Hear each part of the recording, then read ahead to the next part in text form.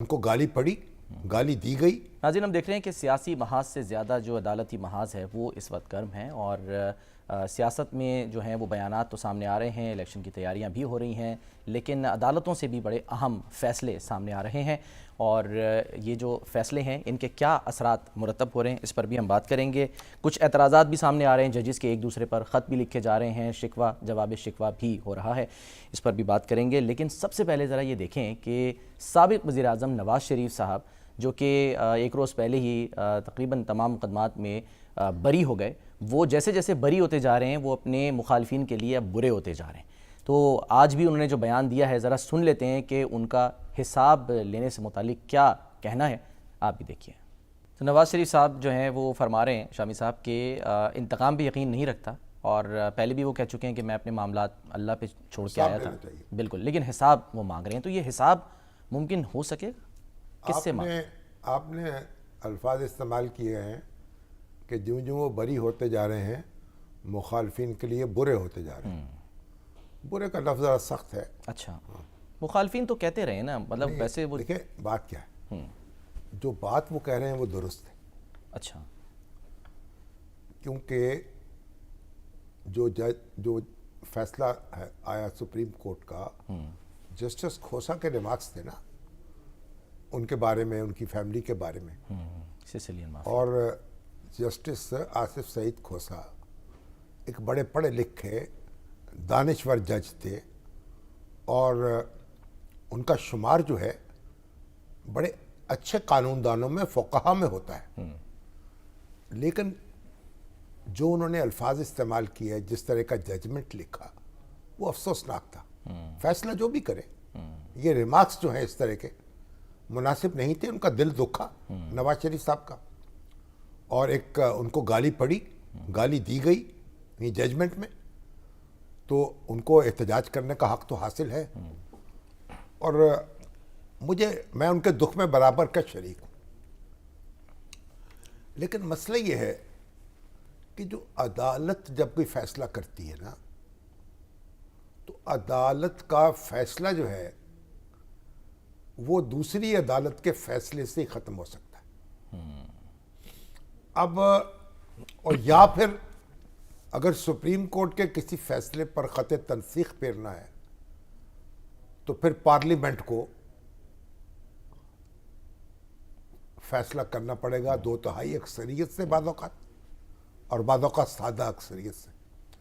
تو نواز شریف صاحب جو بات کہہ رہے ہیں اس میں تو وزن ہے، لیکن مسئلہ یہ ہے کہ اس کا مداوع کیسے ہوگا۔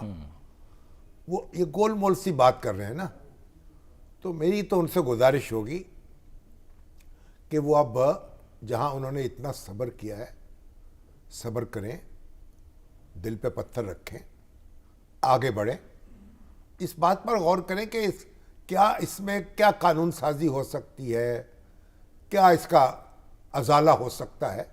اس پہ ان کے جو قانون دان ہیں وہ غور کریں، جو مسلم لیگ نون کے۔ صحیح، لیکن بنیادی بات یہ ہے کہ وہ اب بری ہو چکے ہیں، ان کے اوپر جو الزامات تھے وہ عدالت نے ان کو جھٹک دیا ہے، اور اب دیکھیے لوگ 10 سال 12 سال قید کاٹ کے بری ہوتے ہیں، تو کیا کریں پھر اس کے بعد سجدہ شکر پہ جا لاتے ہیں۔ بعض کا تو انتقال ہو جاتا ہے اور پھر بری ہوتے ہیں، ایسا بھی بعد میں بری ہوتے ہیں، سنوائی نہیں ہوتی۔ تو نواز شریف صاحب کو چاہیے کہ اس بات پر فوکس کریں کہ اب پاکستان کو جو اس کے مسائل سے کیسے نکالنا ہے، اس کی اکانومی کو کیسے آگے بڑھانا ہے۔ جو ہماری کمر توڑ دی ہے قرضوں نے، اس کو کیسے ہم نے سیدھا کرنا ہے، قرضوں سے نجات کیسے حاصل کرنی ہے، اور یہی بیانیہ لے کر وہ آئے بھی تھے۔ صنعتی اور زرعی پیداوار میں اضافہ کیسے کرنا ہے، اپنی ایکسپورٹ کیسے بڑھانی ہے، اپنی آبادی کو کیسے کنٹرول کرنا ہے، قابو کرنا ہے۔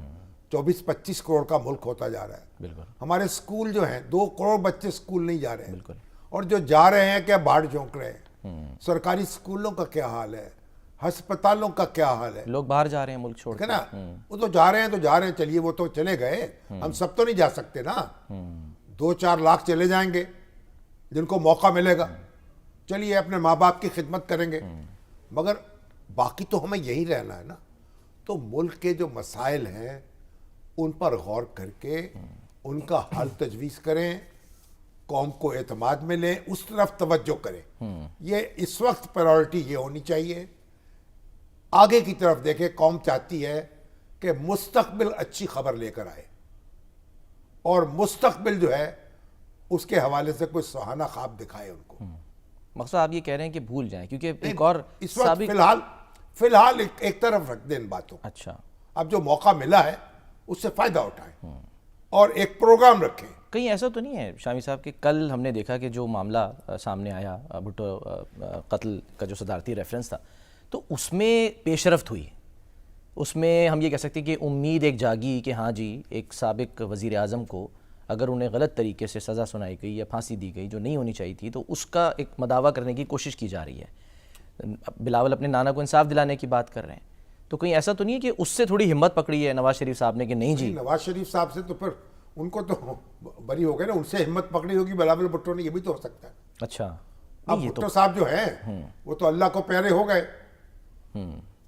کتنے ہو گئے, 50 سال تو ہو گئے نا کہ نہیں, کم و بیش 4 دہائیوں سے زیادہ ہو گئے.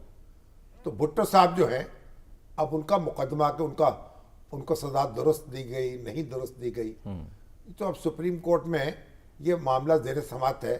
سپریم کورٹ فیصلہ کرے گی کہ اس پہ اثر نو غور ہو سکتا ہے نہیں ہو سکتا ہے. اس میں تو دیکھیں نا, بنیادی بات تو آپ سمجھیں. بہرحال وزیر اعظم زندہ ہو یا اللہ کو پیارا ہو چکا ہو, انصاف تو اس کے ساتھ ہونا چاہیے. ہم تو اپنے پہلے وزیر اعظم کے ساتھ بھی انصاف نہیں کر چکے, لیاقت علی خان کے ساتھ. ان کے جو قاتل ہیں ان کا سراغ نہیں لگا سکے, ان کو کیفر کردار تک نہیں پہنچا سکے. جو گولی چلائی جس شخص نے, اس کو تو گولی مار دی موقع پہ موجود پولیس افسر نے, لیکن اس گولی چلانے والے کے پیچھے کون تھا وہ تو ابھی تک معلوم نہیں ہو سکا. تو بہرحال بلاول بھٹو زرداری اپنے نانا کا مقدمہ لڑے ہیں, مگر جو ان پہ مقدمہ تھا نا اس کا دوسرا فریق بھی موجود ہے. احمد رضا قصوری ان کی پارٹی کے لیڈر تھے نا, پیپلز پارٹی کے, اور زندہ ہیں, ایم این اے تھے. انہوں نے ایف آئی آر کٹوائی تھی, ایف آئی آر. ان کے والد جو تھے وہ اس میں مارے گئے تھے, شہید ہوئے تھے, اور وہ بچ گئے تھے. والد جو تھے وہ ساتھ بیٹھے تھے, ان کو گولی لگ گئی. بالکل, انہوں نے تو ایف آئی آر درج کرائی, پھر مقدمہ لڑا. اب وہ بھی تو سپریم کورٹ میں پہنچے ہیں نا, جی ہاں, ان کو بھی بلایا گیا تھا. تو اپنا موقف بیان کریں گے, بلاول بھٹو اپنا کریں گے, اور دوسرے فریقین جو ہیں پھر دیکھیں جو عدالت فیصلہ کرتی ہے. بالکل, ان کو ہم کوشش کر رہے ہیں کہ ہمارے ساتھ بھی آ جائیں. ایک چھوٹی سی اگر مجھے اجازت دیں آپ شامی صاحب, کہ جب یہ معاملہ ہوا, ظاہر ہے پنجاب کے وزیر اعلیٰ تھے حنیف رامے صاحب, تو انہوں نے لاہور ہائی کورٹ کے چیف جسٹس کے مشورے سے جسٹس شفیع الرحمان کو نواب محمد خان کے قتل ٹریبیونل بنایا گیا تو ان کو تحقیقات کے لیے جی, وہ جو ٹرائیبیونل تھا نا, اس میں عقیل عباس جعفری صاحب ہیں, وہ لکھتے ہیں کہ جی احمد رضا قصوری نے ٹرائیبیونل میں بیان حلفی میں تسلیم کیا کہ یہ ضروری نہیں کہ حملہ وزیر اعظم کے ساتھ ان کی دشمنی کے نتیجے میں ہوا ہو. پھر اس کے بعد وہ واپس بھی شامل ہو گئے تھے پیپلز پارٹی میں, اور ان کی والدہ نے بھی یہ کہا تھا کہ نہیں جی بھٹو جو ہیں وہ زبردست وزیر اعظم ہیں, ان کی تعریفوں کی پل باندھے. شفیع الرحمان ٹریبیونل کی جو رپورٹ ہے اب یہ موجود ہے نہیں موجود ہے, اس کے بعد اصل میں تو ہونا چاہیے تھا یہ مقدمہ جو تھا بھٹو صاحب کے دور میں ہی اس کا فیصلہ ہو جاتا, عدالت میں مقدمہ چلتا. ایسا نہیں ہو سکا. اور احمد رضا قصوری وہ یہ بھی کہہ سکتے ہیں بھائی میں اپنی جان بچانے کے لیے, تو کیونکہ مجھے میں بھی نشانہ بن سکتا تھا, تو میں نے پناہ لینے کی کوشش کی پیپلز پارٹی کے اندر. تو یہ تو اپنے دلائل ہیں. جیسے دوراب پٹیل نے بھی اس بات کا ذکر کیا ہے کہ بھئی وہ انہوں نے پھر پیپلز پارٹی میں شامل ہونے کی کوشش کیوں کی, اگر بھٹو صاحب جو تھے وہی ان کے قاتل تھے. تو بہرحال یہ تو اب معاملہ عدالت میں. احمد قصوری صاحب ہیں ہمارے ساتھ, اب وہ ان کو ٹرائی کر رہے ہیں, لیکن وہ نمبر شاید میرے خیال ہے کاٹ رہے ہیں, تو ہو سکتا ہے کہ کہیں مصروفیت ہو. ہم نے کہا تو تھا انہوں نے کہ ہمارے ساتھ ہوں گے, لیکن وہ غالباً مصروف ہیں.